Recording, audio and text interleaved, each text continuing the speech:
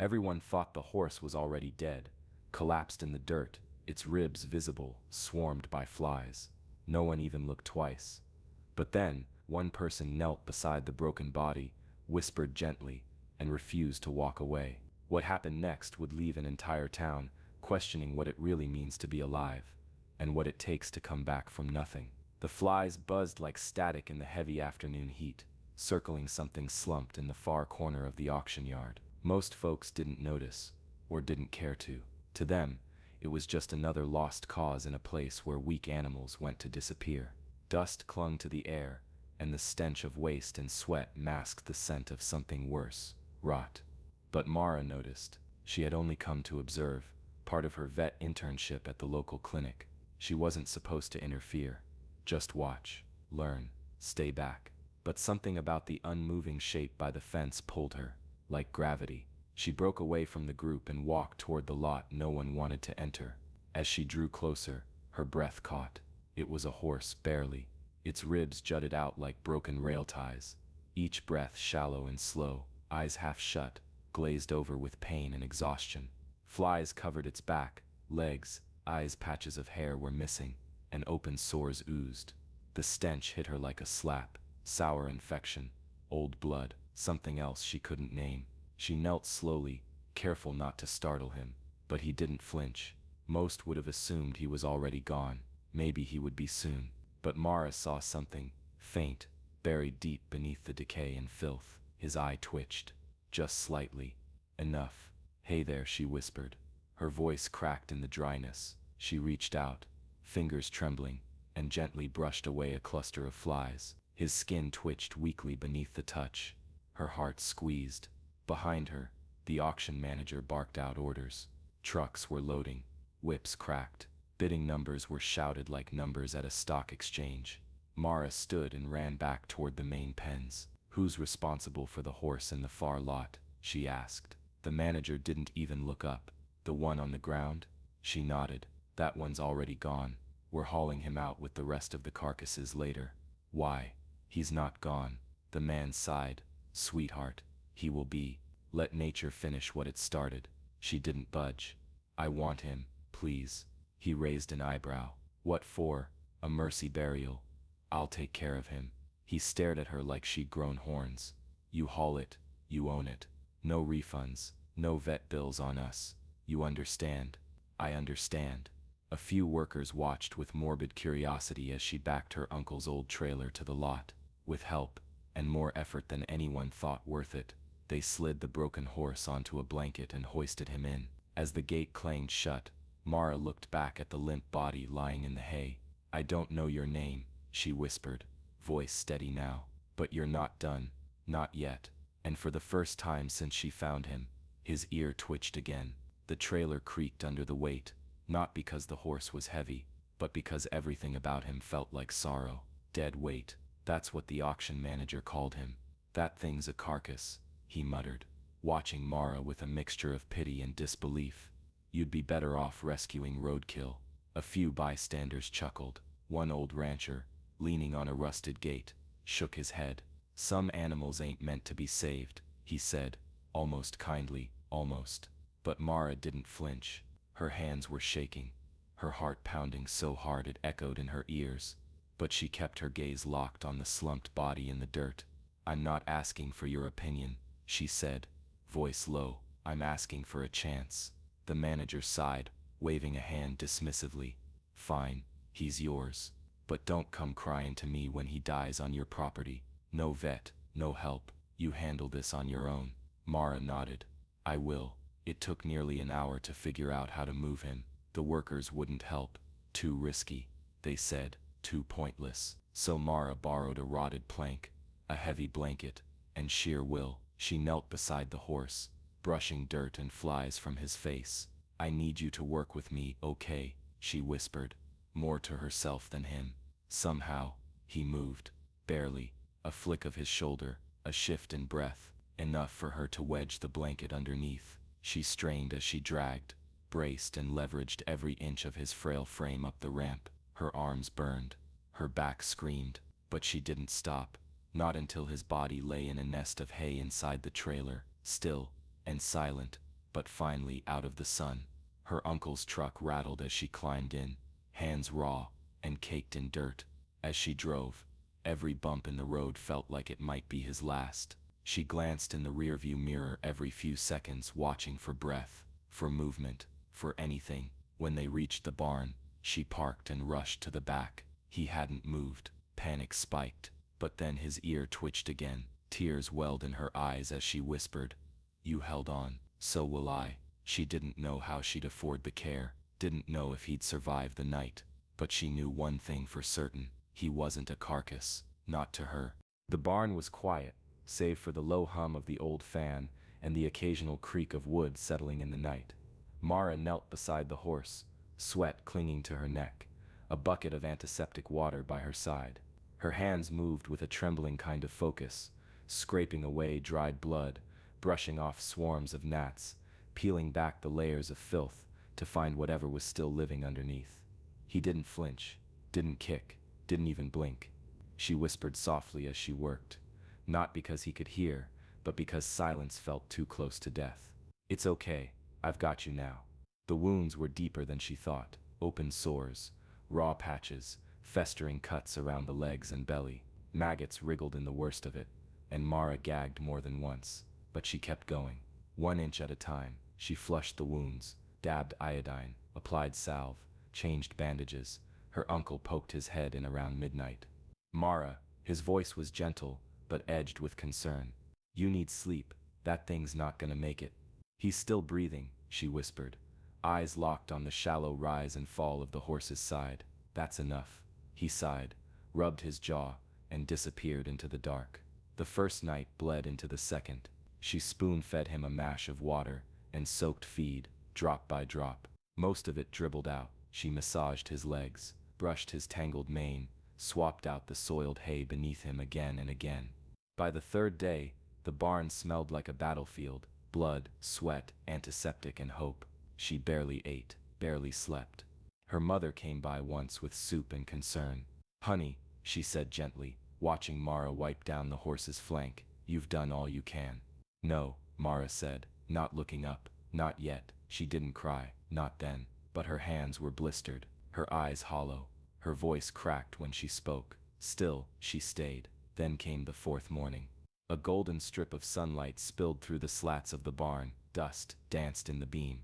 Mara, slumped against a bale of hay, stirred from a restless doze. She turned toward the stall, the place she hadn't taken her eyes off in days, and there, barely visible, his ear twitched. She bolted upright.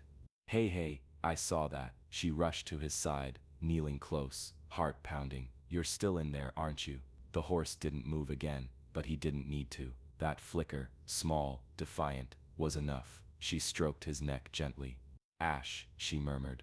"I'm calling you Ash." He didn't react, but the name felt right, for what was left, and maybe, just maybe, what could still rise.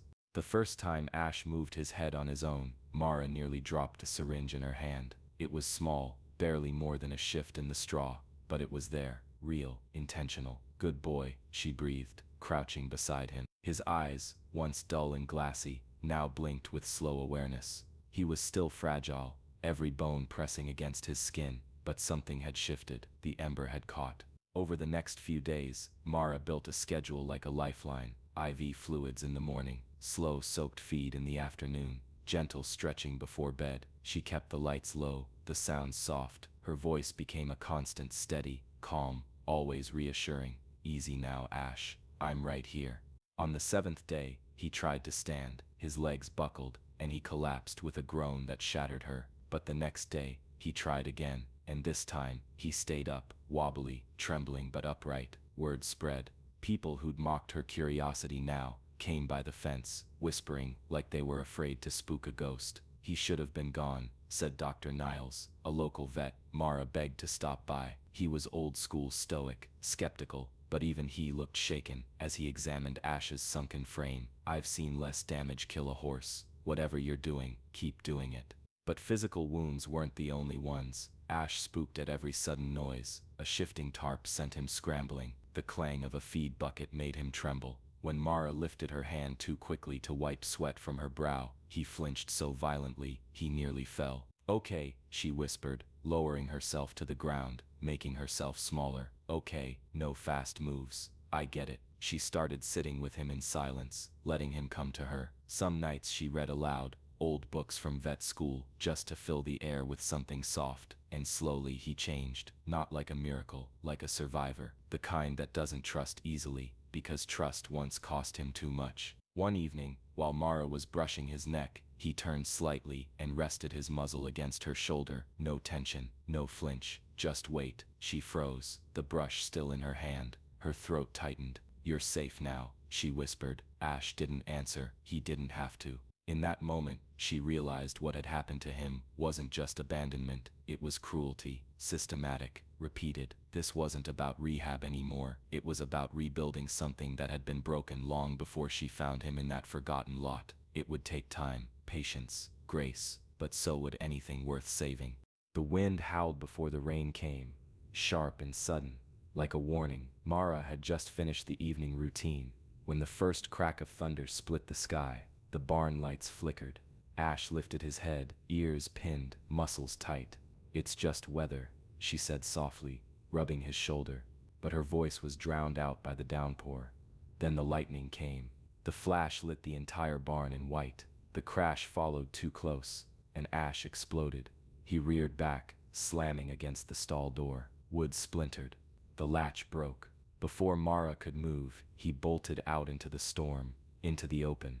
"Ash," she grabbed a flashlight, heart hammering, feet already soaked as she sprinted across the field. The rain came sideways, and the mud pulled at her boots like hands. She found him near the back fence, wild-eyed, trembling, coat slick with water and streaked with panic. He paced in a tight circle, crashing once into a post, then skidding in the muck. Mara didn't call again, didn't chase. She dropped to her knees right there in the mud. Rain soaked her through, hair plastered to her face, the flashlight rolling to one side and flickering out. She sat still, not a trainer, not a rescuer, just someone who had promised not to give up. Minutes passed, maybe hours. The storm didn't let up, but Mara didn't move. Ash paced, shivered, snorted, watched her, and then slowly, he stopped. His breathing calmed, his ears flicked toward her. Uncertain, he took one step forward, then another, hooves sinking deep in the soaked earth. He was 2 feet away when he paused. Mara stayed still, eyes soft, hands open in her lap. Ash lowered his head,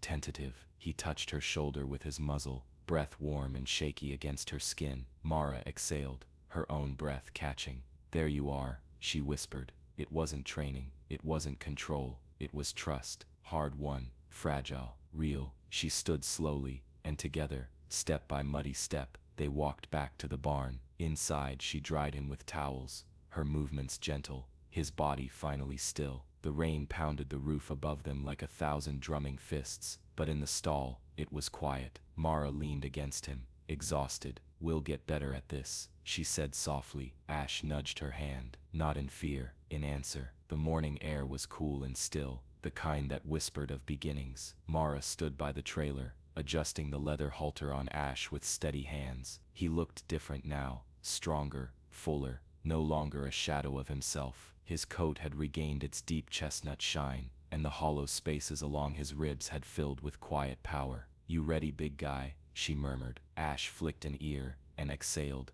calm. They weren't here to win ribbons. Mara hadn't entered him in any official class, just a demonstration, a quiet walk, a chance for him to be seen, not as a cautionary tale, but as something reborn. The local fairgrounds bustled with noise and movement, trailers arriving, announcers calling names, children squealing near the concession stands. But when Mara led Ash toward the ring, something shifted. Voices trailed off. People turned. They recognized him, not from fame, but from memory, from the auction yard, from the stories that had quietly spread, of the girl who rescued a carcass, and the horse who was supposed to die. Whispers passed like wind. "That's him, the dying one, the one she saved." Mara kept her eyes forward, steadying her breath as they reached the edge of the ring. The announcer's voice crackled over the speaker. "This next walk is a special presentation, no judging, just a second chance." The gate swung open. Mara loosened the lead rope. "Go on," she said, her voice barely above a breath. Ash stepped forward, one foot, then another. His stride was smooth,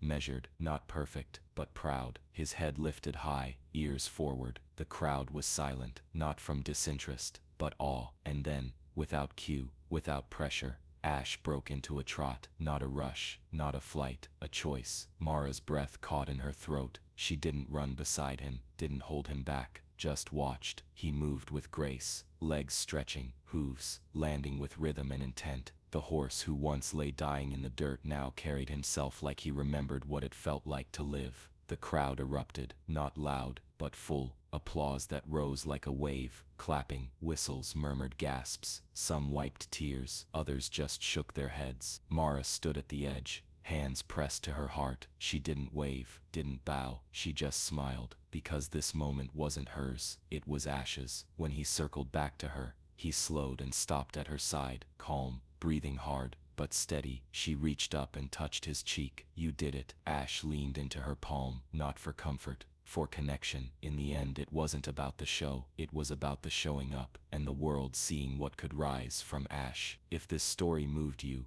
if you felt the fight, the hope, the bond between Mara and Ash, then help us keep these powerful stories alive. Press to like this video to show your support. Subscribe to the channel so you never miss a story of second chances. Hit the bell icon to be the first to witness moments that matter. Mara's alone. Leave a comment. What would you have named Ash? Because sometimes, all it takes is one person to kneel beside what the world gave up on and say, "Not yet."